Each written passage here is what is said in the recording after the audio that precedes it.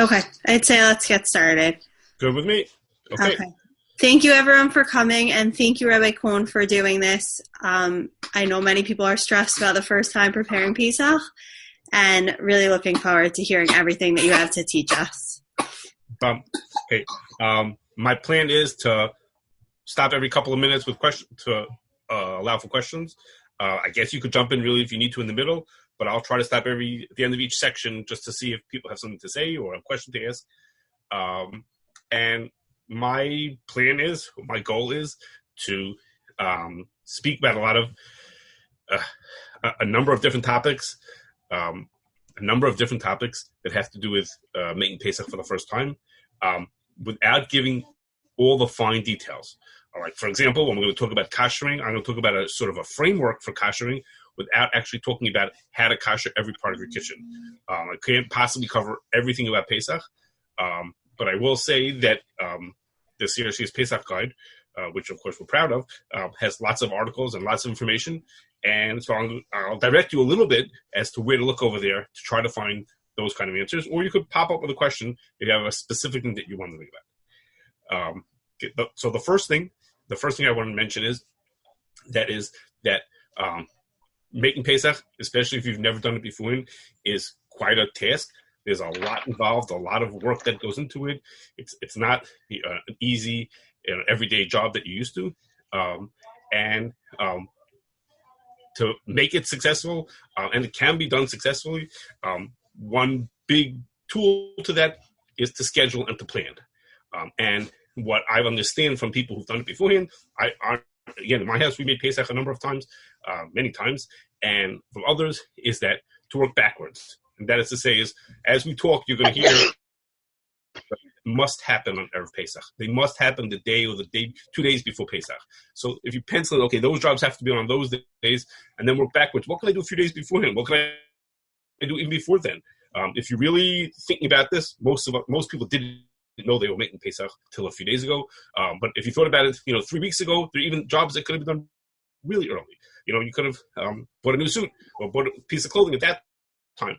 Or a lot of other things that could have happened, but working backwards helps us pin it down and say, okay, so what has happened in the last minute rather than everything being squished into that part of making Pesach. Okay, now the first thing that most people have to deal with is cleaning their house. Cleaning their house is something that can be overwhelming when you think about it. You say, oh my gosh, think what I have to do. Even more so this year when most people are not able to have help in the house. People who otherwise would have been having people, in the house who can help them out are not able to do that, and so we think about all the work that has to be done. So in order to try to help, explain that or put that into perspective, I'm going to try to explain why we're cleaning and what we're cleaning for, and hopefully that will help focus us on doing what's important, so we can get Pesach done properly without do other things that didn't have to be done. And that's as follows. Why do we clean our houses in order to make Pesach? What's the goal? What are we trying to accomplish when we're cleaning our houses? So the simplest reason is because we're not allowed to own chametz. A Jewish person is not allowed to own chametz. Well, if that was the only reason we were cleaning our houses, then there would be a simple suggestion. We could go to the rabbi, do mechiras chametz, tell the rabbi we want to sell our chametz, and by selling our chametz to him, we wouldn't own any chametz anymore. That would be the end of it. The chametz would not be ours, and we would have solved the problem of we would have no need to clean our houses. And in fact, there are many people who in years when they're able to go away, that's what they do. They say, I'm doing mechiras chametz, I'm selling all my chametz, I don't have to clean a bit. Whether that's the right attitude or not, is something to talk to the rabbi about. But just for the perspective of it is that, but when I'm at home, that doesn't solve the whole problem. Just selling my house for Pesach is not going to solve the problem. And the reason for that is because there's another concern, which is if chametz is around, since I'm so used to eating pretzels and crackers and bread and everything else that I'm used to eating, then I may come to eat that chametz on Pesach as well. So if I'm going to be at home in a place where there is chametz around, the chametz has to be put away and put aside not only does it not have to belong to me, but it has to be put away so that there's no chance that somebody will come to eat that chametz. So that is to say, if in the past years you clean not as seriously because you said, well, I'm selling it anyhow, I'm selling my house anyhow because I'm not going to be home. This year, when I am going to be home, then I need to be more careful about my cleaning. That said, we have to bear in mind there are, as I see it, 3 conditions for what has to be cleaned. I should really, this is really another one. We only have to clean places that potentially have chametz. If, for example, in your garage you never bring food, then you don't need to clean. If a couple is living alone and there's an empty bedroom that no one ever walks into that room, we don't need to clean that for chametz. But any place where chametz could go or does go at any time is the place that needs to be cleaned with 3 conditions, and they are. Let's think. The 3 conditions have to do with what we're looking for, and they are as follows. First condition is the thing we're looking for has to be chametz. Well, that should be obvious. You would think that would be obvious. Well, chametz means to say is something made from one of the 5 primary grains: wheat, barley, rye, spelt, or oats. And just about everything that's made from them is just about everything made is chametz. Okay, there's an article in the guide, in the Erev Pesach guide, called "Which Foods Are Chametz," and that gives a lot of details about what is or is not. But the short version is things made from those 5 grains are going to be chametz. Now, there's another class of food which is kitnias, corn and rice and beans and soy and a whole slew of other foods like that, which we don't. Ashkenazim do not eat on Pesach. Those foods we don't eat them on Pesach, but those foods we're allowed to keep. And we don't have to get rid of them. So, whereas I have to make sure that there are no Cheerios in my house, I don't have to make sure that there's no rice checks in my house. Rice checks that don't have any chametz in them. They're just made out of kitnias, and I don't have to be worried about them. Now, within that group, there are most of the medicines and toiletries and cosmetics that we deal with are not edible, and they're not treated as chametz regardless of what they're made out of. But some of them are. Some of them are considered edible, and therefore they're in this rule. If they're made of chametz, that there is what to be concerned about. We have a medicine list. You could search on Ask CRC to look for other ones, and you'd have to know which things are or not, which of those items are or not chametz. But many of them are going to turn out to be not a concern at all. They're going to be like pills and other items that are inedible, and you don't have to worry about that. Okay. And last within this group is that pet foods, as a rule, are considered edible. And even though the pet is not Jewish and the pet is allowed to eat chametz, but I'm not allowed to own that chametz and I'm not allowed to have any benefit from it, so I can't give it to my pet. So a person needs to be sure that their pet food is in fact okay for Pesach. We have an article about that also in our Pesach guide that had to identify which Pesach food is or is not okay. So our first condition is that the things we're looking for have to actually be chametz. If there's something that's not chametz or not edible chametz, that's not something you have to worry about. The second condition is the only chametz that I need to get rid of is chametz which is either larger than the size of an olive, and he would call that a kazayas, larger than the size of an olive, or it's in some kind of a form that somebody might eat it or they find it. So that is to say, if I have one Cheerio under in my house, or I have crumbs someplace, those things are smaller than an olive. You don't have to worry about those things. Those are not the things that the din requires us to get rid of. We have to sell them, but we don't need to get rid of them. The other side of that is if I have something that's larger than an olive, but it's rolled up under a bed and sitting in dirt in a way that it would never, that no one would eat it if they found it. It didn't have to become inedible. Just nobody would eat it were they to find it. I don't have to get rid of that either. And the third condition over here is that it has to be something that's reasonably accessible.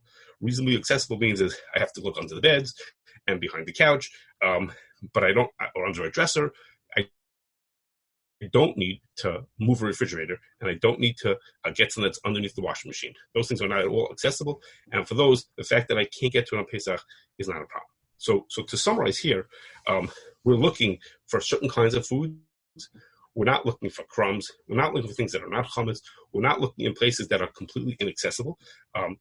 So that is to say, is in short, what would a person do cleaning in order to make the house kosher for Pesach? You would sweep, vacuum, or mop, basically the entire house or any place where food would come. you would collect all the chametz that you're aware of and put into one or two places. Those are the places that are going to be sold to someone who's not Jewish, or discarded. Any places that are going to actually hold food, like your refrigerator or your pantry or shelving in your kitchen, those kind of things have to be wiped. Yes. Okay. Those have to be wiped more carefully because food is actually going to go onto there. We can't eat even a tiny bit of chametz. Then cars have to be clean. A car and a couch, those have lots of, think about this. Seats of a car or a couch have places where food, significant amount of chametz could be sitting. Those need to be cleaned out of pocketbooks, purses, drawers, and things like that. Those all need to be cleaned out. But again, when we're doing our cleaning, what we're looking for is things that are chametz. We're looking for things that are of a significant enough size, and that's what we have to clean for. But that's all that we have to clean for. We don't need to clean for more than that. And so that's just a perspective on cleaning. Okay, let me pause here. If anybody has any questions on this last section that I just spoke about.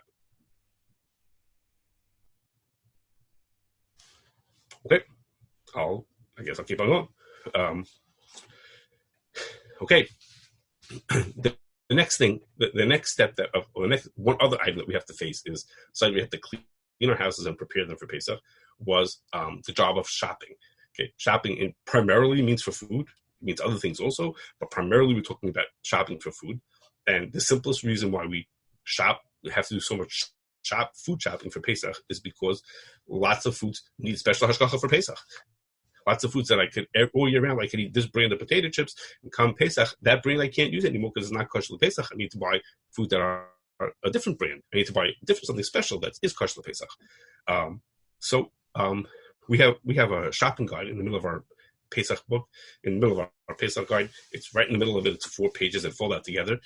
They give directions of which foods are or not chametz or need special hashgacha for Pesach. So the simplest reason is I'm shopping is because all those foods that need hashgacha for Pesach, I need to go find them. I need to go buy new ones of them. But another reason is, even if I have something that is always kosher Pesach, for example, you find out that a specific brand of coffee is kosher Pesach without any special hashgacha, doesn't need any special hashgacha, it's a smart idea to buy a new jar or a new container of that product, because during the year, you put things in all the time. Think of the sugar. My house, we use Domino sugar, which is kosher Pesach all year round, but we may put a spoon in the middle of cooking, and there might be chametz left behind. So it's a smart idea to buy a new package of even foods that don't need special hashgacha for Pesach. So in shopping, lots of shopping, certain amount of shopping can be done earlier. It's not early anymore at this point. We're holding, like a week before Pesach. But there's all these different kinds of food that happen, and some foods in the very last minute, like if you buy prepared foods, like ready, like from catered foods, or you buy fruits and vegetables, but just about everything else is already today. You could buy today. And when you think about it, you have to pause just and stop and say, there are some foods that you might not think of, and unfortunately, people don't think of until the last minute, like baby formula, or a nutritional supplement for someone who's elderly, or a medicinal item, or a pet food. So those are things that also need to be made sure they're kosher Pesach. And it's worth it to think beforehand. And what happens if the thing that I need is not available? I have a certain medicine that I need to take that's not available as kosher Pesach, or I can't figure out if it's kosher Pesach. I don't see it on the CRC's list of whether it's kosher Pesach. What am I going to do now? So at that point, I need to look for an alternative, or I need to speak to the rabbi, or both. And the earlier we think of that, the earlier we go through those items, the less hectic it comes in the last minute when we realize that we stuck, that we need to have something. And then, so though I've been talking about food and certain food type of things, there's also other kinds of shopping, of course, that happens. Clothing and shaitels and hats and all kinds of other things that also go into this also. Okay, I'm going to pause here again. Does anybody have any questions on anything I said so far? Okay, I'll keep on going. Okay, next step, and this is a step that happens closer to Pesach. Some people, it may be already happening. We're talking about Kashering, if not in the next couple of days. And that is, why do we kasher things? We kasher because basically anything that was ever used for hot food or hot dishes or hot anything during the year, if we want to use that during Pesach, we need to kasher. We need to do a process to make sure that any flavor that was absorbed into that material or that counter or the plate or the pot or anything like that, that we remove all the chametz from those places before we use them for Pesach. So some of the basic rules of kashering, are we can't kasher things that are made from ceramic or glass. So china and corelle and mugs and drinking glasses, they can't be used for Pesach. They can't be kashered. They would need to be replaced. We also can't kasher things with small little cracks and crevices and holes, like a dishwasher or a colander, or other certain food processors that have lots of little cracks and crevices. We can't kasher them either. They also need to be replaced or not used for Pesach. And one other rule is, if we want to kasher something, we have to not use it beforehand for 24 hours. Before we do the kashering, we're going to have to not use it for 24 hours. Usually kashering involves something to do with hot water, with very hot boiling water. And before we do the kashering for 24 hours, we can't use it for anything hot. And the last rule is, as a basic rule is, you cannot kasher anything on Pesach. All kashering has to be done before Pesach. Okay, so we have we have four rules that I mentioned. Certain materials can't be kashered. Certain items have these small cracks and crevices or holes. They can't be kashered. We can't kasher things unless we haven't used them for 24 hours, and we can't kasher on Pesach. Okay, so now when we mix all these together, what tends to happen is most people will kasher their oven, their stovetop, and their kitchens, and the kitchen sink. Those are items that tend to be able to be kashered. As a rule, they're suitable to be kashered, and they're important to have. You're not going to replace your oven, so those can be kashered, and they're able to be kashered. And those, as a rule, and counters as well, as a rule, those are kashered a couple days before Pesach. I'll talk more about that in a second. Those items people do kasher. I'm going to not give the details of how the kashering is done. There's an article in our Pesach guide called Kashering Kitchen, or something to that effect, and that gives the details of how to kasher it. But as a rule, most counters and sinks and ovens and stovetops can be kashered, and people will kasher them. It's not terribly difficult. We have a video about it also with one of our rabbis, Rabbi Eisenbach, showing how to kasher a kitchen.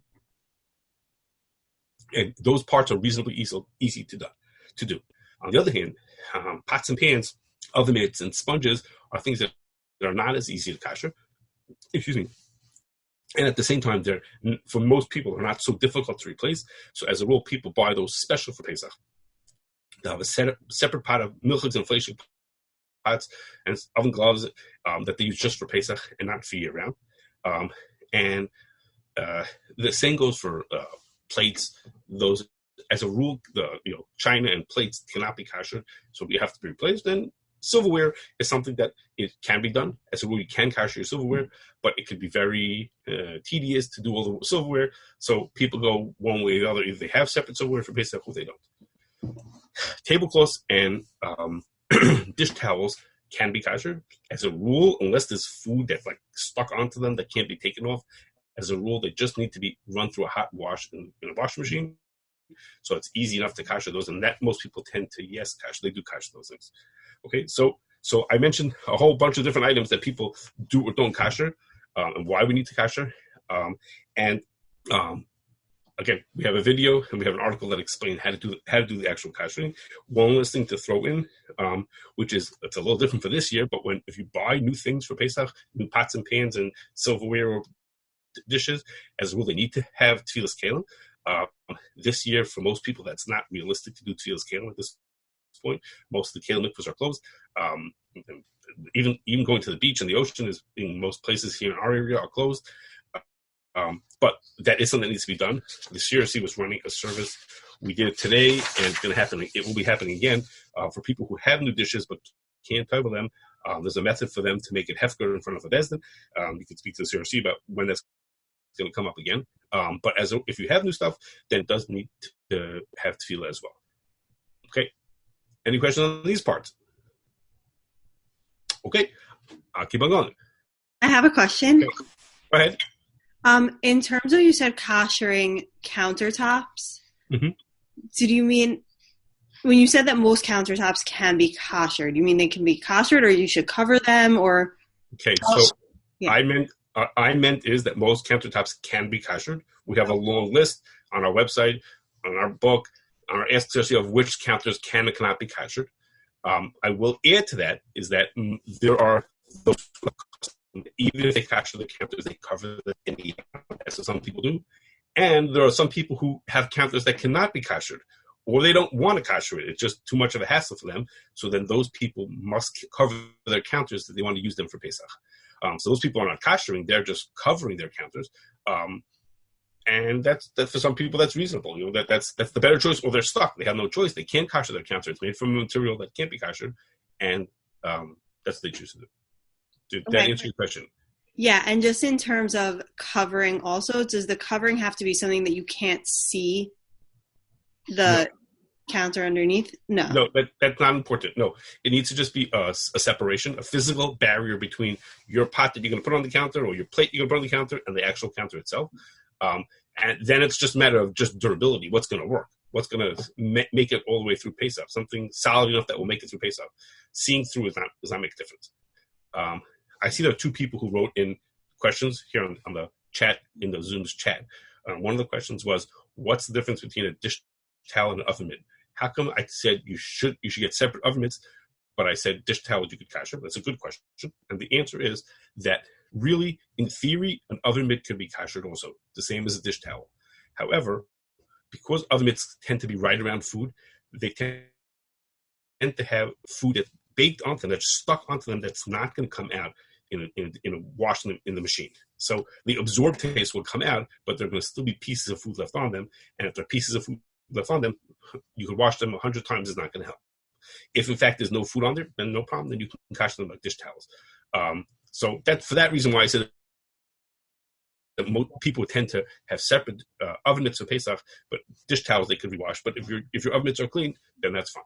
The other question was whether items that you buy in a store owned by a Jewish person, like Kashrus, a farm store, need to be toivel. The thinking is, I bought it from someone who is Jewish. I don't need to be toivel. That's also a very good question. And the answer to that question is that if from the time it was created as a utensil, as in this case a Kiddush cup, it was a Jewish person owned it the whole time, it doesn't need to be toiveled.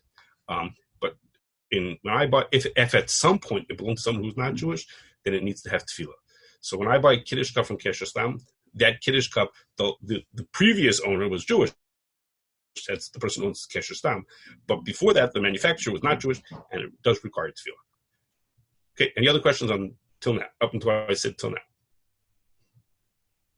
Okay, so let's move on. I mentioned the idea that we're cleaning our house to get rid of chametz. We're getting all the Pesach food that we need into our house, and we're kashering parts of the house in order to make the house Pesach. Okay, but there's now a step that everybody calls switching over, which is to say, is at what point do we stop having chametz in the house and start having Pesach food in the house? I don't mean to have physically in the house. I mean, do we start eating Pesach food? Which is to say is, in theory, the nicest thing to do is wait until Erev Pesach. Erev Pesach, eat chametz till the very last minute, and then start eating Pesach food. Eat chametz till the last minute, then start eating Pesach food. But that's totally not realistic. The house has to be kashered. Can't be kashered. You're not going to kasher it on the Erev Pesach in the morning. The house food needs to be prepared so you have something to eat come Pesach. So it takes time to eat food also. And you can't just do that in the last minute. So as a rule, people are switching over or partially switching over a few days beforehand as you get closer to Pesach as a way of balancing people who still want to eat chametz and the needs to get Pesach cooking and preparing and even just getting out the pots and pans that are Pesach, getting those out as we get closer to Pesach. So before I talk about the Kashering that's switching over, I'm going to point out that there's a bridge. There's something that can sit on both sides, and that is foods that are kitnias. That is to say is, we can't eat kitnias on Pesach.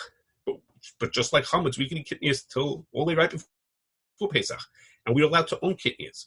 So at a point that when we stop eating chametz, or stop eating chametz in certain parts of the house, or however we're in the process of switching over, it's perfectly fine for someone to eat rice and corn and beans and all the foods that are kitnias that we won't eat on Pesach. We could still eat those foods, and even if they leave crumbs and leave pieces behind, we don't care about that. It doesn't make a difference. So that's a food that we have what to eat. We're not yet eating Pesach food, but we're not eating chametz. We're eating this in between of kidneys. Okay, that's just something that people do as a way of cutting back or getting rid of their chametz and still having foods that are eaten that are not yet Pesach foods.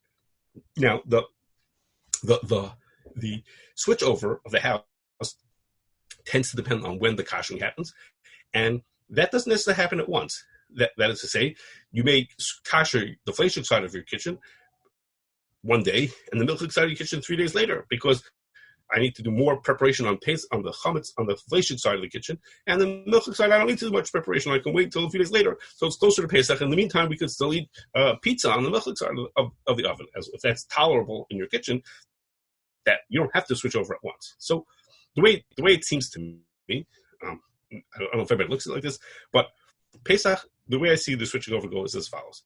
There are 4 days of the week, the Erev Pesach, that could be Erev Pesach. Erev Pesach could be on a Monday, it could be on a Wednesday, that's this year, it's on a Wednesday, or it could be Friday and Shabbos. Okay, so there are 4 days, Monday, Wednesday, Friday, Shabbos. When Pesach is on Friday or Shabbos, that means is what tends to happen is most people that the Shabbos before that, they'll still be eating chametz in their house, complete chametz in their house. Once Shabbos is over, remember, if you just had a whole Shabbos, you haven't used almost anything hot for 24 hours. So after Shabbos, you're ready to do your kashering. They do some kashering or much kashering right after Shabbos or on Sunday morning. And then they're set. They start working on Pesach food for the rest of the week, leading up to Pesach at the end of the week. The other extreme is when Pesach is on a Monday, then most people think, oh no, there's no way I could wait to kasher till after that Shabbos beforehand. It'll be literally Erev Pesach, almost Pesach by the time I'm kashering. So most people will kasher before Shabbos. They'll kasher on Wednesday, Thursday, as a way of already be able to start working towards making Pesach food. And that Shabbos, they'll basically be eating Pesach food.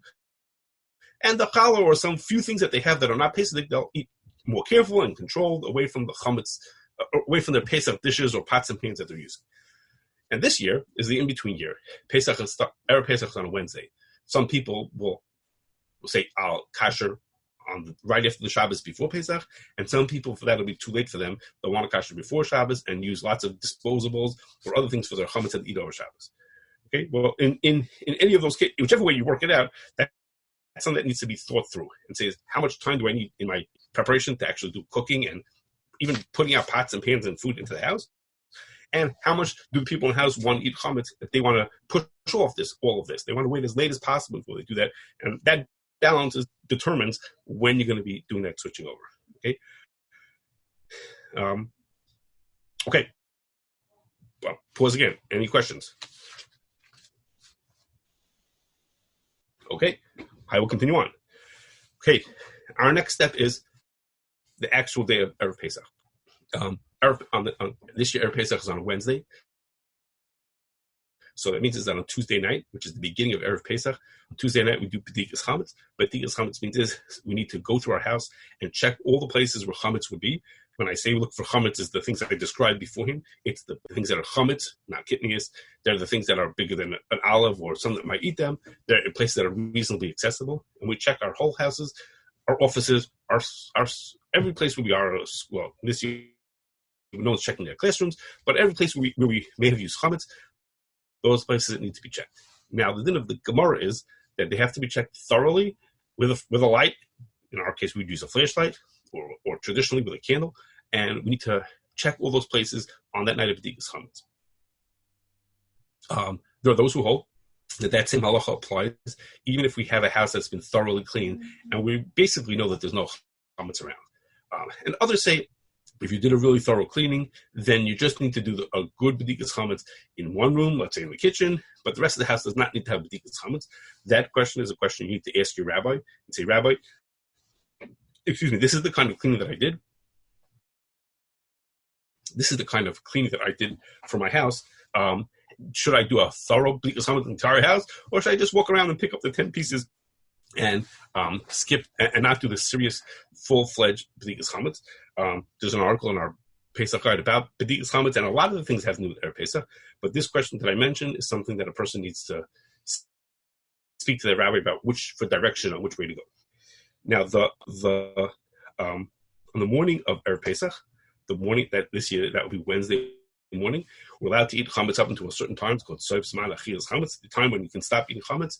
And then an hour or so later is the time when we can't even own any more chametz. So that means to say is if we can't eat chametz till a certain time, by that time we have to have our last, bagel in the morning or whatever, or Danish. After which I can't eat chametz past a certain time. During that last hour or so, I have to get rid of chametz. That's when traditionally we would have burning of chametz. This year, I don't know if that's going to happen, but traditionally that's when we do burning of chametz. And the rabbi sells the chametz. When I ask the rabbi to sell the chametz for me, I'm saying, please, I'm not selling it to him. I'm asking him to sell it for me. So he's selling the chametz right around that time also. And then there's a kol chamir which we say, all the chametz that we own is now hefker. We make a declaration. We do it after we eat this chametz also. And that comes a certain time. One other thing that has to do with Erev Pesach is that on years when Erev Pesach is on a Wednesday, like this year, we need an Erev Tafshilin on Erev Pesach, which is an Erev Tafshilin is what allows us to cook.